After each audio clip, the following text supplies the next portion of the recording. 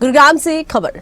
Police की अपराधियों के खिलाफ जीरो टॉलरेंस कार्रवाई। भूमि माफियाओं पर पुलिस की सर्जिकल स्ट्राइक हो गई। मानेसर के गांव कासन में अवैध कब्जे ध्वस्त कर दिए गए। सरकारी जमीन करवाई गई कब्जा मुक्त।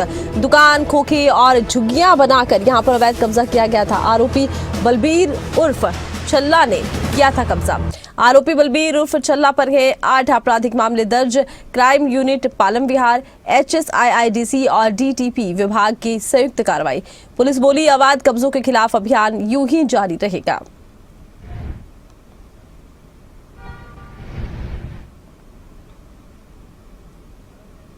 और ज्यादा जानकारी के लिए रुक करते हैं खबरें अभी तक के संवाददाता करण जयसिंह का। करण, जिस तरह से इस सरकारी भूमि को कब्जा मुक्त किया गया है, किस तरह का ये अभियान रहा और किस तरह से इस अभियान को चलाया गया है और क्या कुछ इस बारे में जानकारी?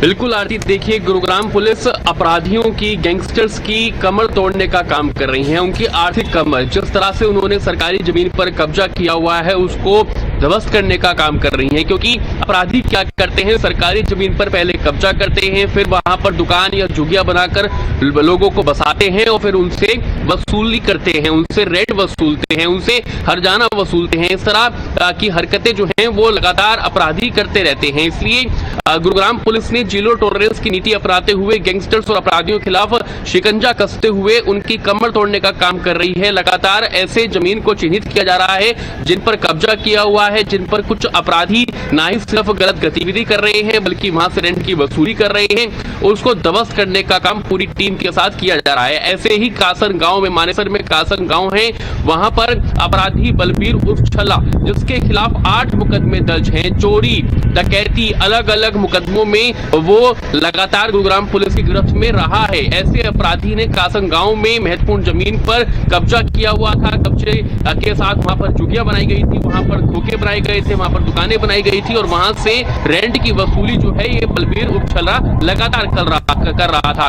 ऐसे में गुरुग्राम पुलिस की टीम पूरे दस्ते के साथ वहां पर पहुंची, उसके साथ जो तोड़फोड़ टीम है वो भी पहुंची और इसके तमाम जो साम्राज्य है, तमाम जो यहाँ से रेंट की वसूली करता था, उसको ध्वस्त करने का काम गुरुग्राम पुलिस की टीम ने किया। गुरुग्राम पुलिस ने एक संदेश और दिया है आरती कि आने वाले टाइम में भी इस तरह से जो अपराधी जमीनों पर कब्जा कर रहे हैं उसको ध्वस्त करने का काम किया जाएगा। अपराधियों की, आरोपियों की आर्थिक कमर तोड़ने का काम गुरुग्राम पुलिस लगातार करती रहेगी। और ये पहली कार्रवाई नहीं है आरती जब किसी अपराधी के खिलाफ इस तरह से कार्रवाई की गई हो। लगातार गुरुग्राम पुलिस बीते कई महीनों से इस तरह से ही कार्रवाई कर रही है। लगातार बीते कई महीनों से इसी तरह से जो अपराधियों ने जमीन पर कब्जा किया हुआ है उसको खाली कराने के साथ साथ उसको ध्वस्त करने का काम गुरुग्राम पुलिस की तरफ से किया जा रहा है। तो कहीं ना कहीं ये एक बड़ा मैसेज है, बड़ा संदेश है उन अपराधियों के खिलाफ जो सरकारी जमीन पर कब्जा करते हैं, ना ही सिर्फ कब्जा करते हैं बल्कि वहां से लोगों से वसूली करने का काम भी करते हैं। तो ऐसे अपराधियों और आरोपियों के खिलाफ लगातार गुरुग्राम पुलिस कार्रवाई करने में जुटी हुई है। अच्छा, देखिए, जिस तरह से अवैध कब्जा हटाया गया, क्या किसी तरह का विरोध भी हुआ है? क्योंकि अमूमन देखा जाता है जब इस तरह से बुलडोजर की कार्रवाई होती है तो विरोध की स्थिति बन जाती है।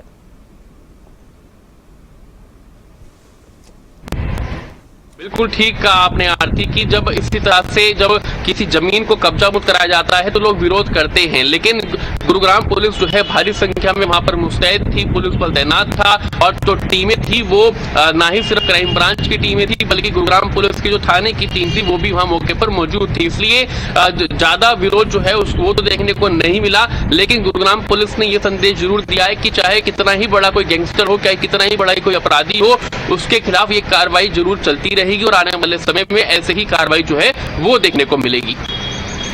बिल्कुल, तो ऐसी ही कार्रवाई आने वाले समय में भी जारी रहेगी। ये एक बड़ी नसीहत भी है उन तमाम लोगों को जो इस तरह से भूमि पर कब्जा कर लेते हैं। बहुत शुक्रिया, आपने तमाम जानकारी दर्शकों तक पहुंचाई है।